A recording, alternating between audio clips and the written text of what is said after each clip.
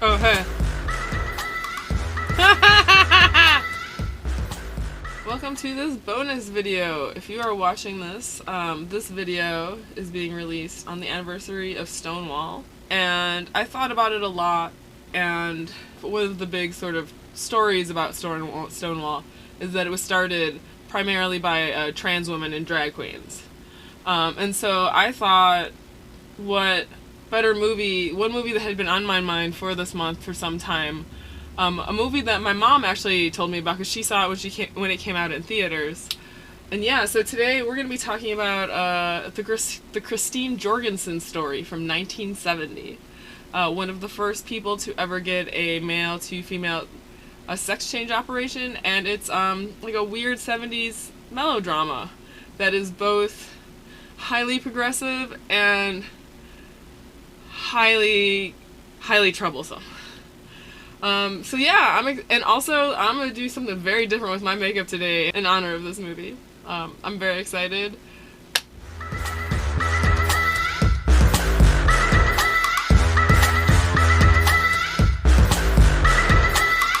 Wait. Stop. Hit him with the content warning.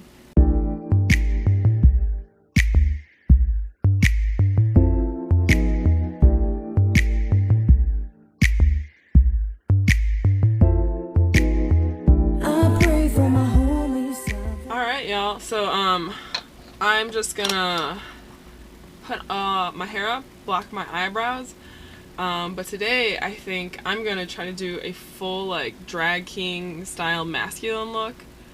God willing, this will go well. So yeah, I'm really excited about that, and we're gonna be talking about the Christine Jorgensen story from 1970. Ooh, lots to say about this. Anyway, let's get started. And I'll be back with you in a movie magic second. Alright friends, so welcome back. This is my very special 2021 Stonewall anniversary edition, and given the amount of trans women and drag queens that were there and present during a lot of those riots, I thought it would be interesting to look back at a movie I think a lot of people kind of forgot about. So the movie's called The Christine Jorgensen Story. It was made in 1970s. It's about somebody in the 50s who was born male and wanted to transition to female, and had one of the very first male to female operations, and by all accounts it was successful, and lived a happy life, and Christine lived a happy life afterwards. This movie has a lot of significance to me, one, because it was like one of my mom's favorite movies for some reason. She saw it, I guess, when she was like in college or something. My parents were old. And it really made an impression on her. So much so that she didn't admit this until later on in life. But that's actually... So, for those of you that don't know, my birth name or my government name is Christine, and so that is the Christine I am named after, technically. She just loved the name and thought it was so pretty, and thought this person's story was so beautiful, and I think was afraid I would be homophobic about it, so didn't tell me for a very long time, but then, yeah, saw how much I loved Drag Race and was like, oh, well. Also, all the like girlfriends I had in high school. Anyway, so today, so it's very so yeah, I hope you saw the content warning up ahead. It is a very like 1970s melodrama of events, sort of. I feel like the whole arc of the story is more about Christine and this guy Tom that she meets later, and like how they sort of like fall in love or whatever. It feels like everything else in the beginning we're just sort of like, okay, let's get it over with. All the stuff about like the surgery, her decisions, and family and all that, it's kind of like whoosh. And then it feels like once we get to the romantic thing, it's like, oh, here's the important thing in the movie. Which is concerning. The movie does technically pass the Bechdel test, if you count trans women, as you should, because you feel like a girl, then you are a girl. And if not, you come at me, come for me in the comments. Come at me. The movie opens on this weird quote, which I can't understand. Maybe one of you can help me. So it says, "Whatever may befall thee, it was preordained for thee from everlasting," and it's by Marcus Aurelius. Like, I don't. Like, does that supposed to mean that, like, you can't ever really change your gender? Or does that mean that, like, Christine was destined to be a woman no matter what? It feels very, like, I don't understand the context and the message. It's very strange. Okay, I should finally put some makeup on, right? Oh yeah, my mother is also dead, and that's why her naming me after this movie also has, like, a lot of meaning to me, too. Alright, anyway, back to happier things. Try on TV pink sticks. Gonna be a usual situation, covering everything up, and then we're gonna start something a little bit different with the contour. Okay, apparently, like, Christine was a technical advisor on this movie, and I don't think she had a problem with it, but there were other people that did. She also wrote her own autobiography, which I have not read, but I really want to. But they say the reviews of it are very, like, she paints herself as very, like, angelic, and it's a very, like, sort of, like, not full picture, because she doesn't want to show any flaws or anything, which I guess I can't blame her for that. But then there's all these other books, too. I really kind of want to explore the books surrounding Christine Jorgensen. Be very interested to find that out. But anyway, so, this movie, for its time, I feel like a much more, like, in a much more extreme version of Rocky Horror, this movie was, like, groundbreaking, right? That people even made a movie about this, that this person who's going through this gender identity crisis is the protagonist, and, like, we root for them, and everything in the music and the cues makes them, like, the person that we want to succeed and we want to be happy, right? That we're supposed to relate to. Which I think is, like, unheard of, right, at this point. And I think that is certainly to be commended, and let's not forget that. However, that being said, this movie is very much a product of its time. That 1970, it was, lots of parts of this are set in, like, the 50s. Actually, most of this, I think, is set in the 50s. And it could be just, you know, things were different then, we had different understanding of things then, and this just was the way things were, but also some of the justifications Christine has for, like, knowing she was a woman, I'm like, really though? We'll get into it, huh? Let me do my mouth. Oh yeah, we're definitely gonna do some neck work here. Definitely gonna do some neck work today. Alright. Later on, I might put on a little bit of, like, body makeup. Oh, did I mention this earlier? I used the Bobbi Brown Vitamin Rich Face Base before I threw this all on. I may have forgotten. We open up on a little boy watching a doll in a toy store. It's obviously, well, his dead name George at the time, when George was a little boy. We hear the narrator, who is Christine, says that she was born 1933, George Joseph Jr. Try saying that through. George Joseph Jr. George Joseph Jr. George Joseph Jr. Yeah. I guess his dad builds houses, and it's Christmas time, and he really wants a doll, but when everyone leaves the room, he goes and sneaks a doll to play with one of his, I think it's, like, cousins or sisters or something.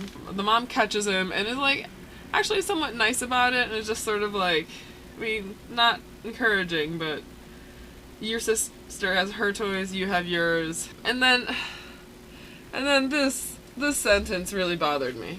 Alright, before we get super into it, I think, okay, so I've only attempted this sort of thing once or twice in the privacy of my own home without a camera on, so let's see how this goes.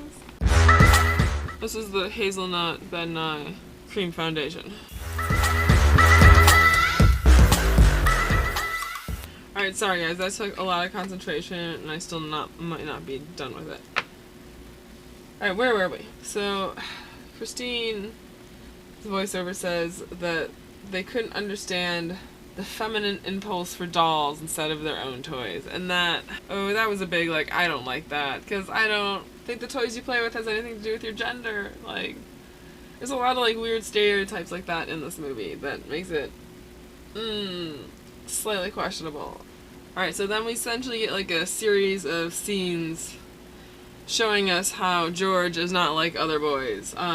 He plays hopscotch with the girls. Even though he gets, like, drafted into playing football, he can't catch a ball at all, and they tease him and call him all sorts of names, which I'm sure you can fill in the blanks. His sister, who's so sweet, stands up for him, but he does get punched in the eye, and then tells his dad that he got into a fight, and some kid punched him first, and so he punched him back, and his dad is super proud that he finally got into a fight, which is all sorts of levels of concerning. Gotta go with the highlight first. At one point, apparently, I guess George has been sneaking a doll into his lunchbox, and his mother finds out. I'm using George just because at the time they were still George, but if that's incorrect, somebody please let me know. From the time they start calling them Christine, I've been calling them Christine. And so anyway, his mom wants to take him to a doctor because he has a doll in his lunchbox. Anyway, so we fast forward to the future, now that we've gotten, like, a background on George's childhood and all that. And George grows up to be a professional photographer. And of course, it's the day of his sister Dolly's wedding. He does all the photos. She's gorgeous, they're gorgeous. And it was, and then so we get, like, narration over from Christine, and then Christine says, it was my sister's wedding that made me realize I was jealous I wasn't a woman getting married to a man. So, you know, it's an important realization. So yeah, so then we get this scene with this he's doing, like, a swimsuit shoot. And the other guy there is kind of weird and creepy. And one of the other models keeps calling him the F word because she wants him, or he wants her to, like, you know, actually act and pose. So anyway, so, like, the director or whatever of the shoot agrees with him. However, later on, and so here's one of their trigger warning issues, goes into George's room and, like, trying to, like, talk shop or whatever, and tries to be all like, oh, we're both gay, it's all cool, and then basically forces himself on him, and he has to push him off, and like goes running out of the hotel because he's about to get raped. Yeah, that was very disturbing. But fortunately, the other model who was, like, being nice to him saw him and caught up with him on the beach. All right, let's try to blend. Tanny. I think it's Tawny is the model that comes after him and shaves him, essentially. George is so upset by this incident that he vomits over the bridge, which, I mean, frankly, can't blame him. He was just tempted to be sexually assaulted, so yeah. That checks. And then, like, it seems like, is he gonna, like, jump off the bridge, maybe? But Tawny eventually talks him down by telling him how talented he is and everything. And he recites the Edgar Allan Poe poem that goes, like, from childhood's hour I knew that I was different. And isn't quite sure exactly how they're different, because they don't feel like they're gay, but they also don't obviously feel like a regular straight man. So now we get a lovely montage of them going to libraries for answers, which I think is kind of cool. We don't see enough montages in libraries. So anyway, he's digging through all these books, trying to find all these books, and finally finds the book Sex in the Glands by Stephen Estabrook. And so I guess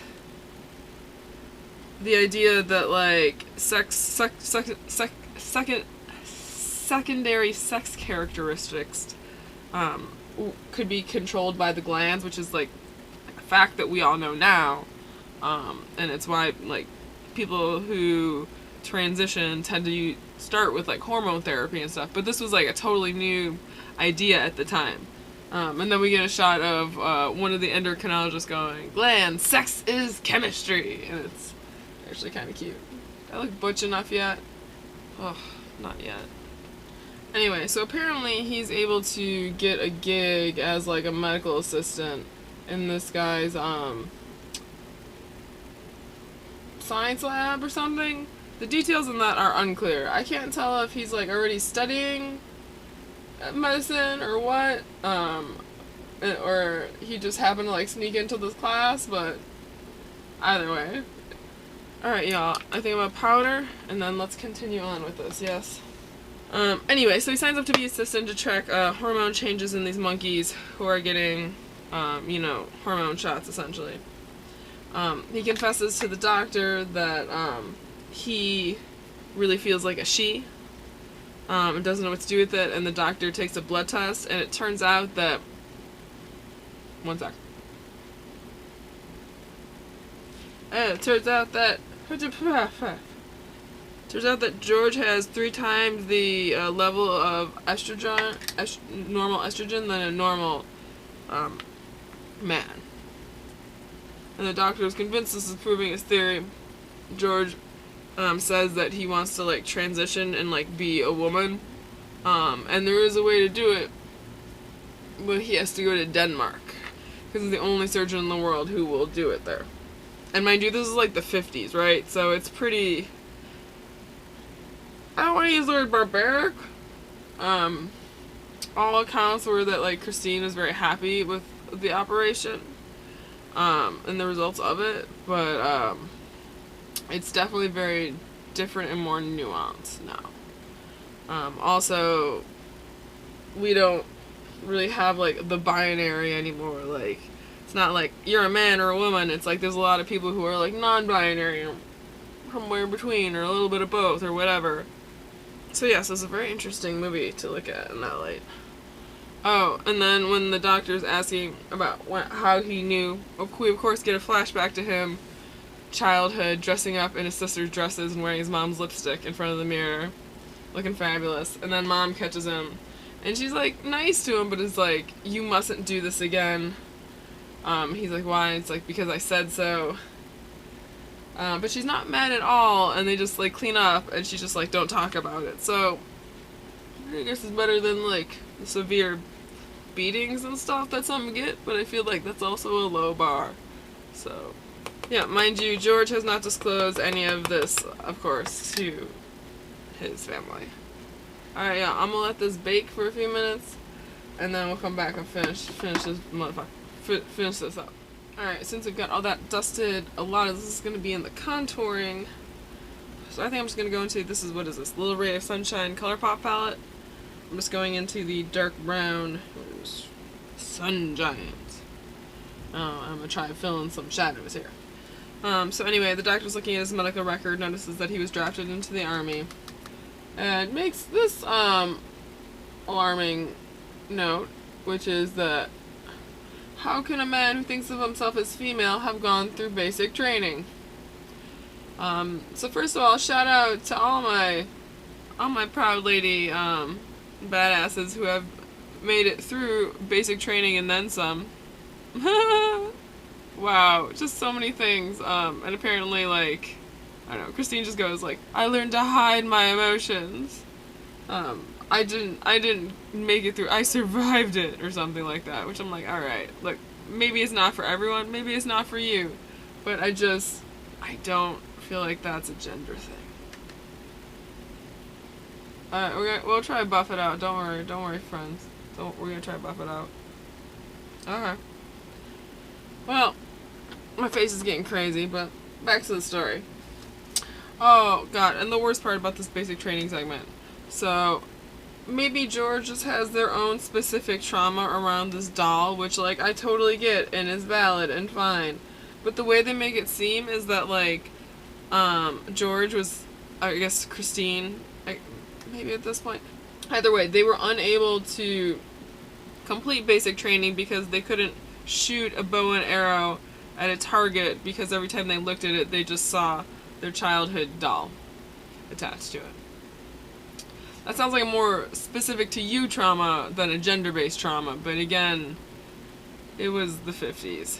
What? And this movie was made in the 70s, which wasn't that much better. I don't know what's happening here, but there's some contouring being done. Okay. But yeah, ever since the results of his test, the doctor is like, okay, we'll send you to Denmark. The doctor is Dr. Victor Dahmer, I guess is his name. Yeah, and so he's packing to go. I don't know if he's told his sister, but he definitely apparently hasn't told his parents the nature of his trip. He's telling them that he's going for some, like, photojournalist assignment. He's like gonna do a photo book all about, like, Denmark or something, which I guess he does also do while he's there. But yeah, he's gonna be gone for a long time. Oh yeah, like, even while they're, like, getting ready to pack, George is trying to put on a tie, and his sister has to help him, show him how to put on a tie. Which I just feel like some people are just not good at ties, man. I don't think that's also a gender thing. Sometimes clothes are just tricky.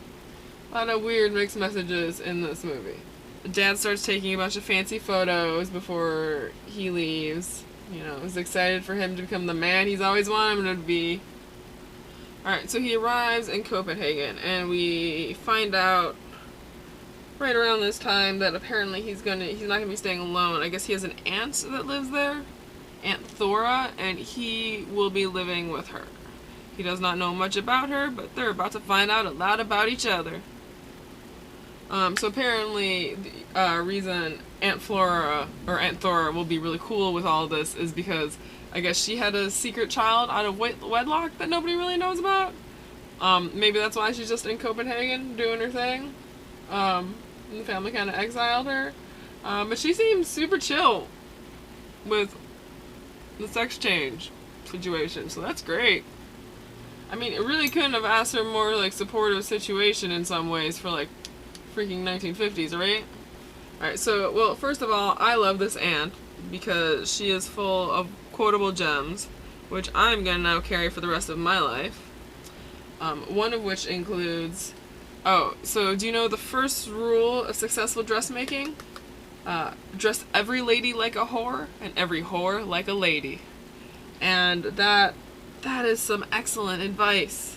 That's just great. That's just good. Yeah. In fact, in my notes, you can put, I wrote, genius. Alright, how are we looking so far? It's looking a little messy around the eyes. Let's see if we can't clean that up a bit. So I'm just going in with some regular powder to even out some of the edges.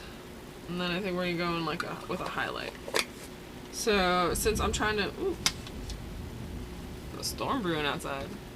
Since I'm trying to stay real butch, I'm going to use this, this is the Blow and Smoke palette, also ColourPop, and I'm going to use the Young Love, which is just sort of like a matte white. Alright, so George makes it to the office. There's a painting of the Creation of Eve by Michelangelo in there, which is pretty great and inspiring to George/Christine.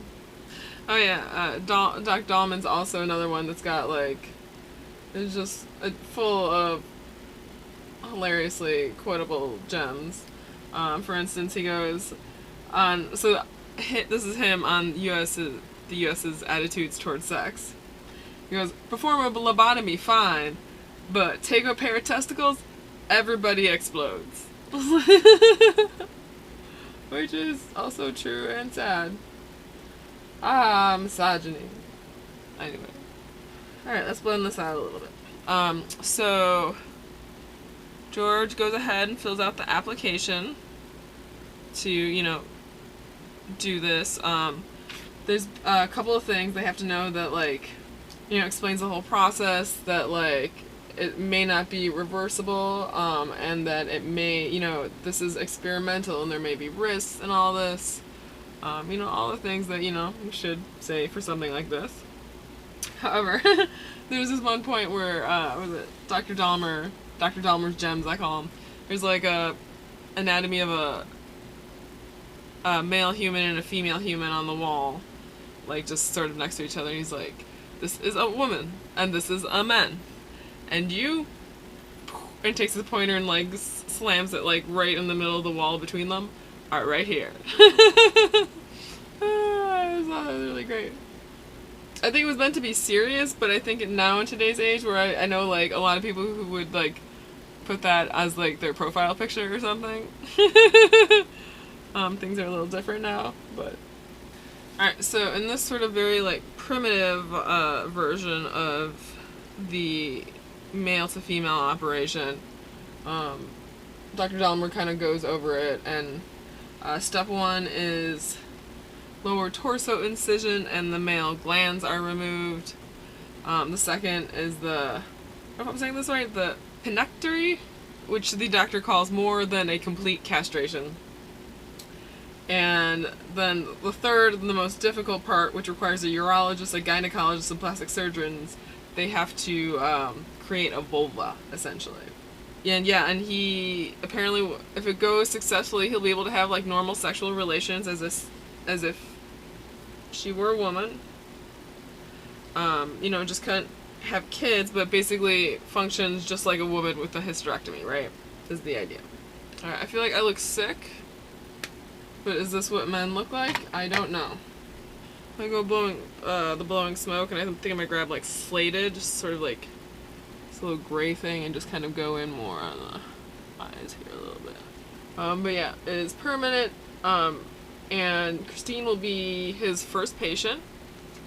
Oh yeah, and then so like about the photo book, we do get a little second of it, and it's like the movie almost forgot about it and was like, oh yeah, that's right. And there's literally like a 10-second montage of like George going around with the camera, and it's like photo here, photo here, photo here, photo here, photo here, until it fills the frame, and then it's like, well, we showed you doing this thing, so you're good. Alright. And I think it's time for the scariest part, the eyebrows. What am I gonna use? Alright, I think I'm gonna use this NYX full covered, it's technically a concealer.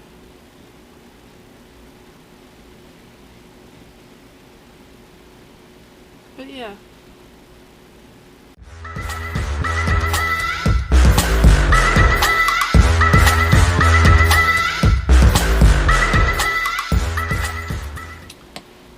Alright, y'all, let's try to put some beard on.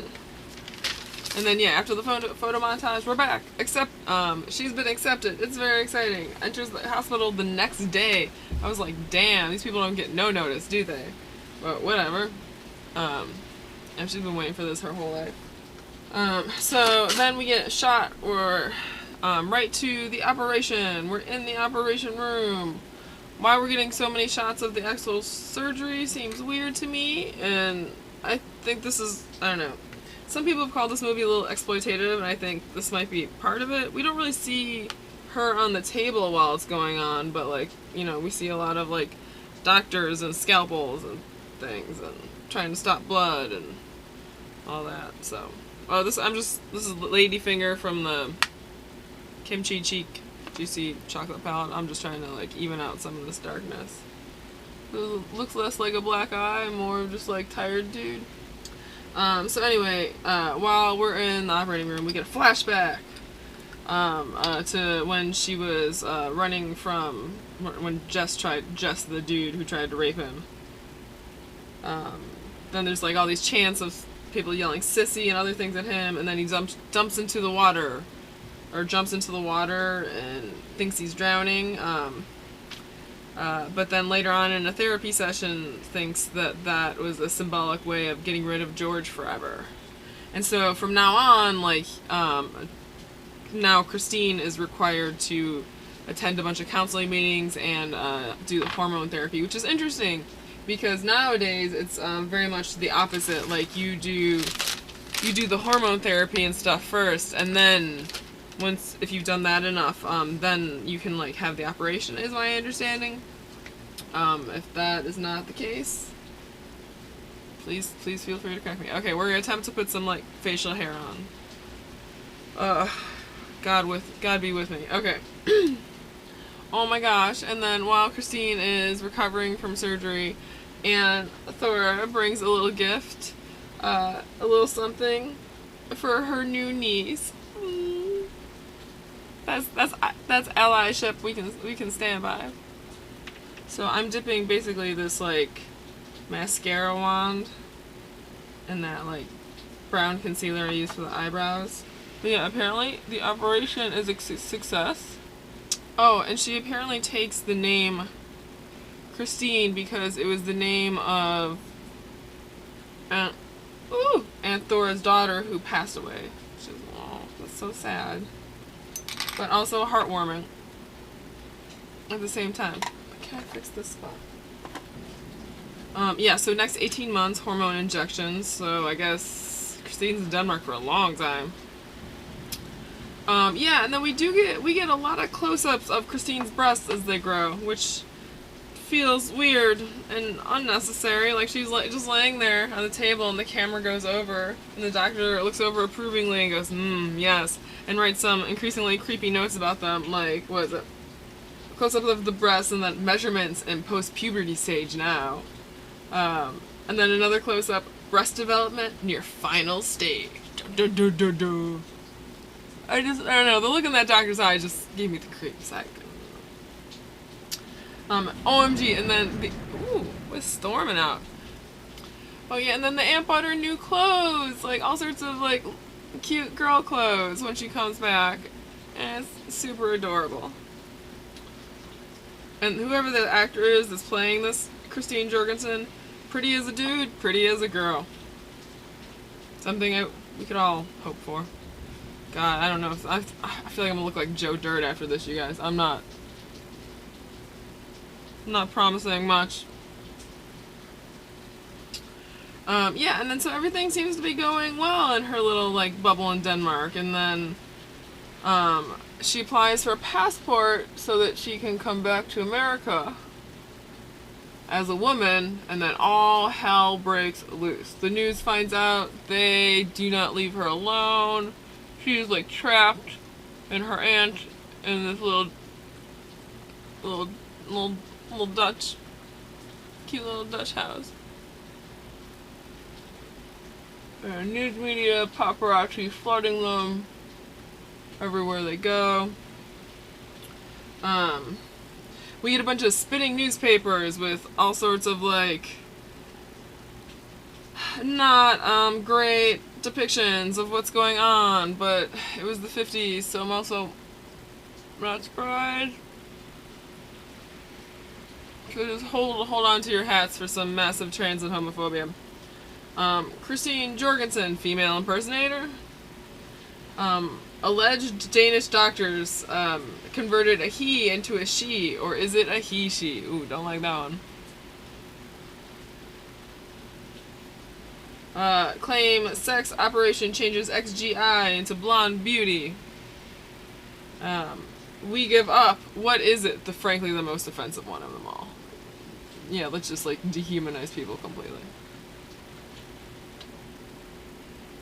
Anyway, apparently this is how her parents found out about the sex change, which I feel like even like a phone call would have been nice, but yeah, father's devastated, hasn't been to work in weeks, very upset. The pastor comes over and is like, if your new daughter is happy, you should be happy, and which is great advice, but dad doesn't want to hear it. And I feel like Bob Vila. I feel like I've gone overboard with the facial hair, yo. Is it time to stop? I feel like I should have kept it with the goatee. Let me see if I can get it back to the goatee, you guys. Coming back to the goatee. What was I thinking all this time? Actually, I'm kind of into this, you guys. Very like porn stash. Ooh, I'm loving it. Okay, let me fix up my chin. Give me a second. Okay, apparently reporters keep hounding at the door. One guy gets in because he lies, but then I guess he's sort of nice to them. This is the Tom guy. Tom Crawford. He works for the Globe.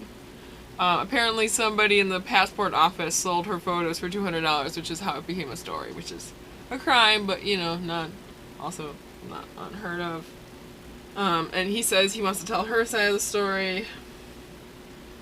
And then we get a little montage of her and Tom hanging out on the weekends. Ooh la la! I added that in. Alright, and then we're gonna powder this down with a little. I'm gonna use neutral set because I don't want to dull the darkness. Dull the darkness. Dull the darkness. At first, Christine is frustrated, but her father has not reached out or tried to call her. And Thora, again, with her wise little gems, drops. You know, it takes 9 months to make a child. It might take him about that long to get used to a new one. Which is, you know, is fair. It's an adjustment period for everyone. Oh, by the way, there's an amazing gazebo in this movie. I just had to. I love a good gazebo. Hopefully you're gonna see it up. See it on screen right here. That's a fucking nice gazebo, guys. Yeah. And Christine and Tom go out to have like a serious conversation. Yeah, Christine goes on to explain to Tom how she didn't really have a choice. We get flashback to the army as they went to a whorehouse one night, and then the whore he was with, prostitute, sex worker, basically just made fun of him for not wanting to sleep with her, which is not cool.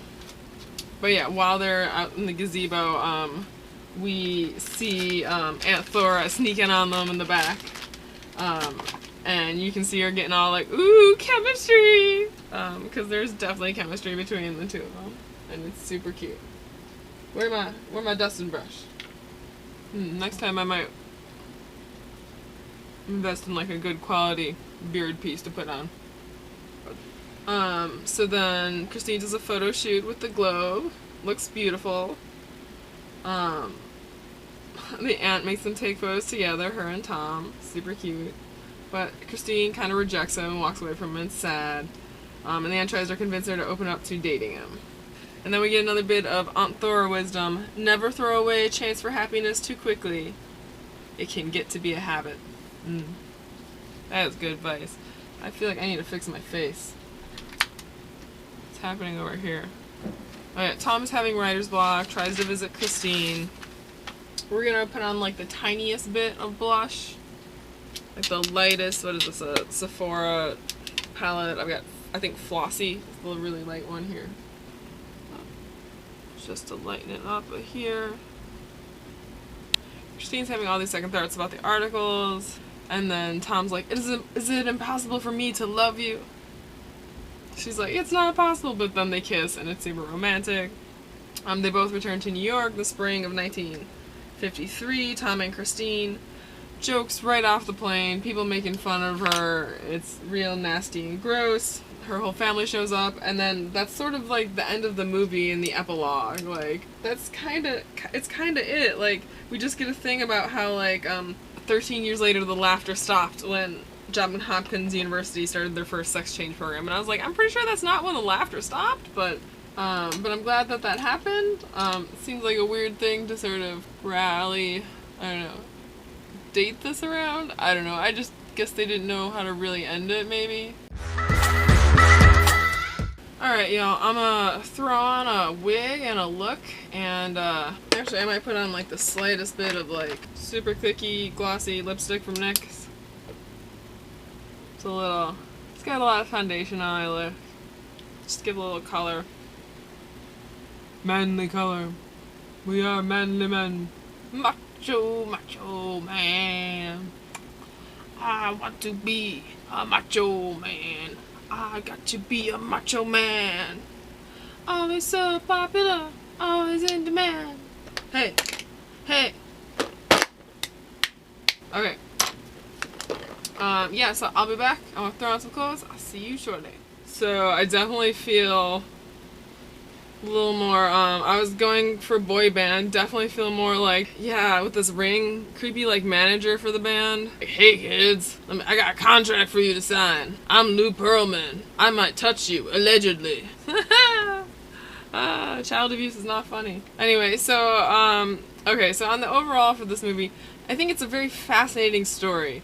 The movie is super, super dated, and in fact, I'm gonna put a link down below to the Genderbread person, which I think breaks down all the different, like, aspects of sex and sexuality and gender, because this sort of all divides it into one or two things. And yeah, on the whole, I'm gonna give this story, well, I bound down my chest for this, so I'm having a hard time breathing. I'm gonna give this story, what? I'm gonna give 3 out of 5 Danish doctors. It's definitely an interesting piece of 70s melodrama, also very interesting historically.